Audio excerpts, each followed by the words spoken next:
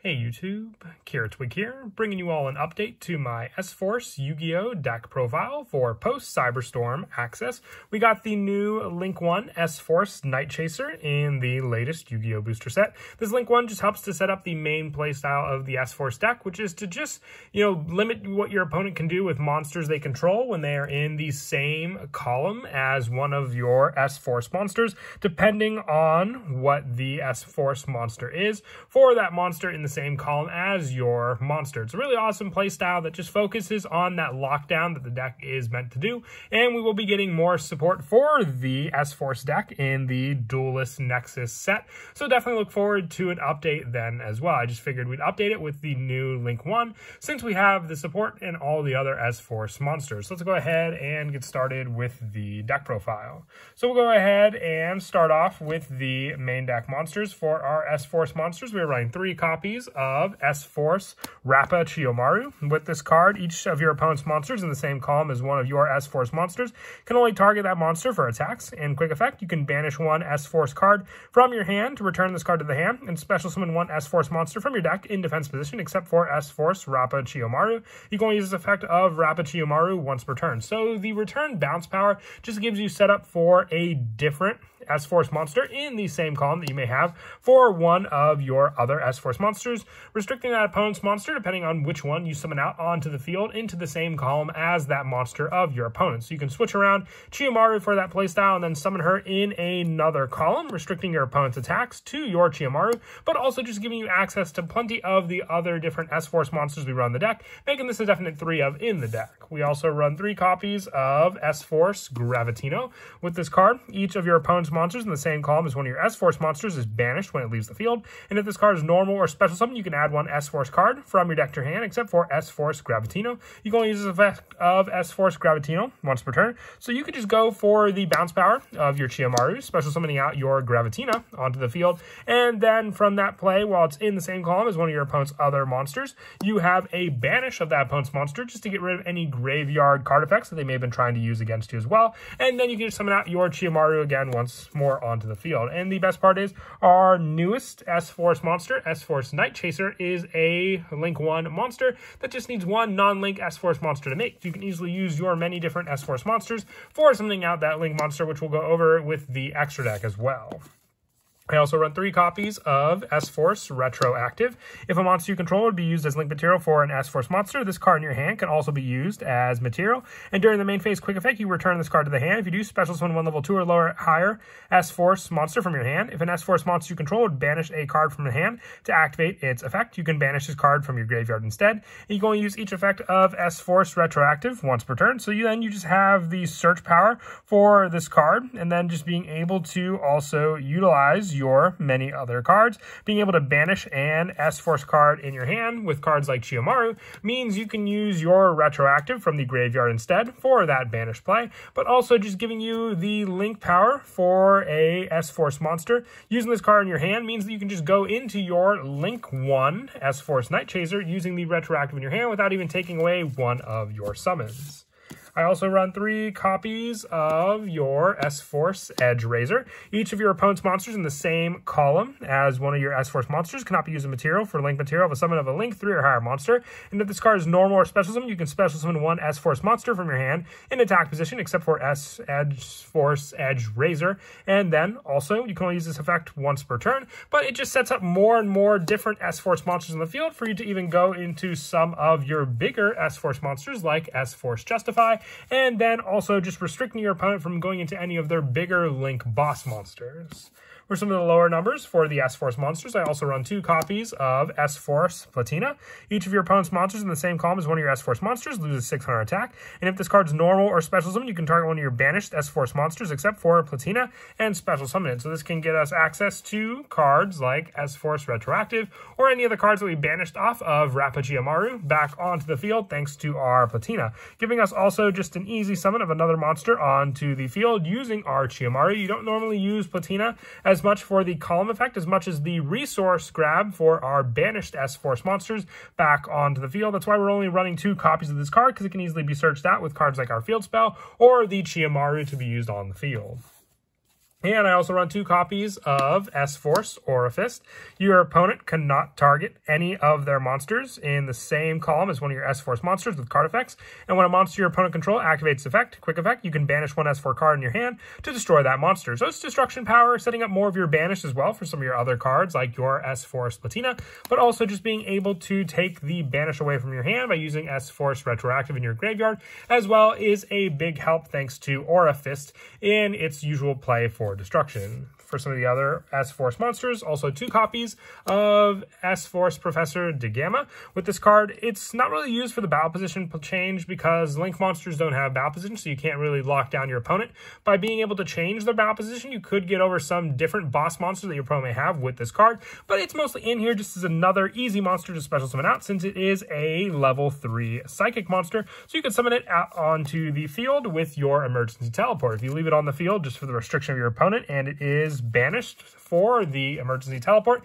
it's just another banished resource that you could potentially get back with your other S-Force monsters, but most of the time you will use it for an extra deck play. With the last of the S-Force monsters just being 1 copy of S-Force Lapsowell. If this card's special summon, you can target 1 S-Force monster in your graveyard except for Lapsowell and special summon it, and you can banish 1 S-Force card from your hand to destroy all monsters your opponent control in the same column as your S-Force monsters. So the more S-Force monsters you have on the field, the more its destruction play will play out. It's a one-of just because you can set it up with your other cards, whether it was a banished card that you got back with Platina, or one that you just summoned back to the field by bouncing Rappa Chiyomaru back to your hand.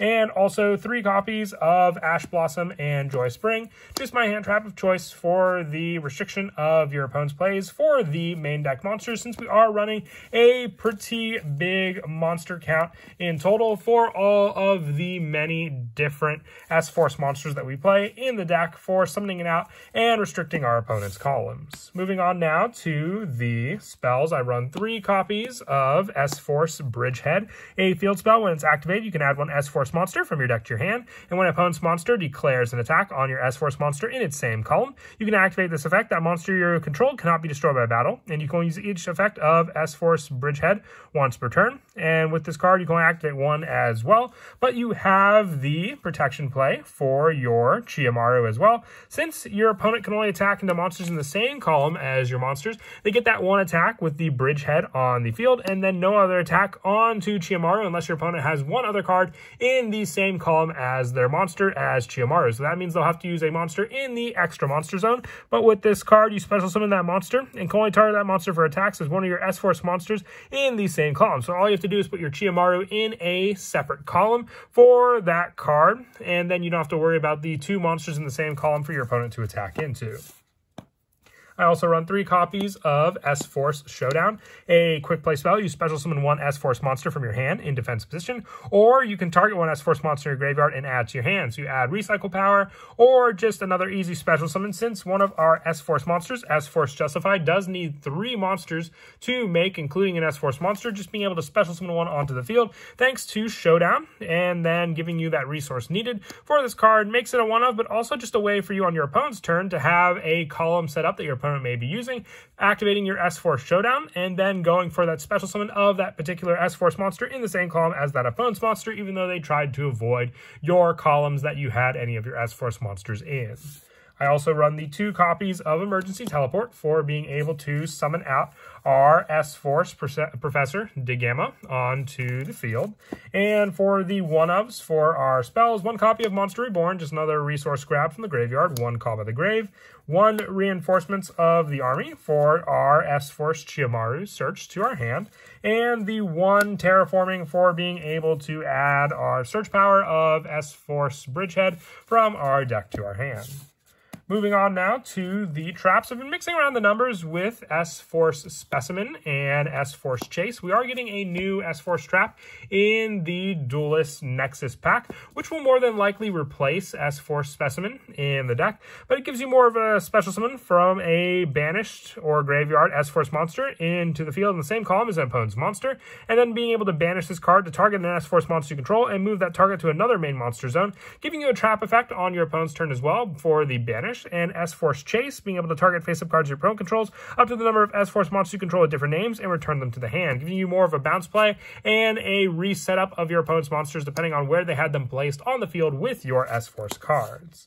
and also 3 copies of Infinite Impermanence just to finish off the main deck traps, along with another column placement option. You can set up the Infinite Impermanence in one column, and then it really makes your opponent have to play around not only this, but where you place your S-Force monsters on the field, because then they'll also be avoiding the S-Force monsters and at the same time the column negation of your Infinite Impermanence. So then you'll have the spell and trap that they'll have to worry about with that one column, avoiding placing it there, but also trying to set up at the same time and forgetting maybe where they set up their monsters to begin with for your S-Force monsters. Moving on now to the extra deck. I have 2 copies of S-Force Night Chaser. If you wanted to run a 3rd copy, you could just drop one of the generic Link monster lineup that I run in the extra deck for this card. It needs 1 non-Link S-Force monster. Each of your opponent's monsters in the same column as one of your S-Force monsters cannot target that monster in the same column for attacks. And during the main phase quick effect, you can target one S-Force monster you control, shuffle it into the deck, then special summon one of your banished S-Force monsters. So this card just gives you resource change by being able to shuffle the card in the back by targeting the S-Force monster you control, and then just giving you another resource for your banished ones, which can easily be done with all of the banishing that many of your monsters, including Platina or Chiyomaru, do. And then this card just being able to restrict the column attacks makes it that much more difficult, and also just having a lock with Chiyomaru on the field, making it so they have to attack the column monsters in the same column as they have, but Night Chaser making it so they cannot. So then they just can't attack at all while both of these monsters are on the field. I also have the 1 copy of S-Force Justify if you want to increase this number as well. Once again, just take out more of the generic lineup for our Link monsters. It restricts you from summoning to the arrows where S-Force Justify points to, but also with this card, you can move your opponent's monsters to the spots where the arrow points to, and at the start of damage step, if it attacks, you can banish all monsters this card points to, just getting rid of that opponent's resource with where it points to in that specific column. I also run the 1 Link Karibo, the 1 Nightmare Cerberus, 1 Nightmare Phoenix, 1 Lina the Light Charmer, 1 Dark the Dark Charmer Gloomy, along with 1 Hippo Shenengan and 1 Underclock Taker. These are the cards I would take out for additional copies of S-Force Night Chaser and 1 additional copy of S-Force Justify into the deck. And also the 1 IP Masquerena, 1 Nightmare Unicorn, 1 Apollosa, 1 Access Code, and the 1 Underworld Goddess. I don't know how I feel playing IP Masquerena in the deck, since it feels like she is the thief that the S-Force monsters are after most of the time, as you can see in the artwork, S-Force Chase, but still a good option to then be able to go into your cards like Nightmare Unicorn or any of your other big Link monsters. And then as for some of the go-to plays in the deck, you have the 1 card setup, once again, don't forget, with cards like S-Force Retroactive, being able to use it from your hand, setting it up in the graveyard to then summon out your S-Force Justify onto the field. So not only with the S-Force Night Chaser being summoned out on the field this way, you have the Retroactive in your graveyard, and then you also have the option to then summon out your Chiyomaru onto the field, and that'll set up your lock right then and there, but then also being able to have this card banishing an S-Force card from your hand, but you can use the Retroactive in your graveyard as the banish as the cost, and then bouncing this card back to your hand as well, to then special summon 1 S-Force monster from your deck in defense position. So then you could go for your S-Force Platina, summoning it onto the field, and then with this card, with a summon, you can target one of your banished S-Force monsters except for Platina and special summon it, so you can summon the Retroactive back onto the field as well.